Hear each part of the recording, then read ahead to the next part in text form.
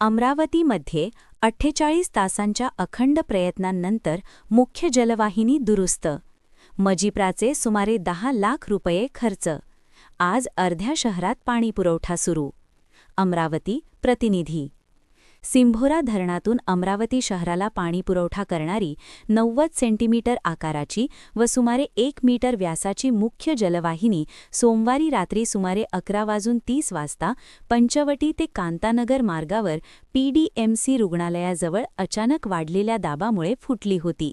त्यामुळे शहरातील पाणीपुरवठा तब्बल 48 तास ठप्प झाला होता. अखेर ही गळती दुरुस्त करण्यात यश आले असून आजपासून टप्प्याटप्प्याने पाणीपुरवठा पूर्ववत करण्यात येणार आहे. महाराष्ट्र जीवन प्राधिकरण मजिप्रा यांच्या 20 कामगार आणि 15 अधिकाऱ्यांच्या पथकाने मंगळवार सकाळपासून युद्ध पातळीवर काम सुरू केले. सलग 48 तास मेहनत घेऊन बुधवारी सकाळी फुटलेला भाग दुरुस्त करण्यात आला. या दुरुस्ती कामासाठी सुमारे 10 लाख रुपयांचा खर्च झाल्याची माहिती अधिकाऱ्यांनी दिली.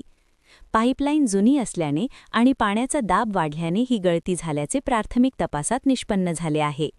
दुरुस्तीदरम्यान संबंधित मार्गाचा एक भाग तात्पुरता बंद ठेवावा लागला, त्यामुळे वाहतुकीवर परिणाम झाला. सुरुवातीला मळकट पाणी येण्याची शक्यता. दुरुस्ती पूर्ण झाल्यानंतर लाईनची चाचणी घेऊन पाणीपुरवठा हळूहळू सुरू करण्यात येणार आहे. आज सकाळी लोअर भागातील अर्ध्या शहरात पाणी सोडण्यात येईल, तर उर्वरित भागात उद्या पाणीपुरवठा होणार आहे. सुरुवातीला काही काळ मळकट पाणी येऊ शकते, त्यामुळे नागरिकांनी पाणी काही वेळ वाहू द्यावे व त्यानंतरच वापर करावा, असे आवाहन मजिप्रा अधिकाऱ्यांनी केले आहे.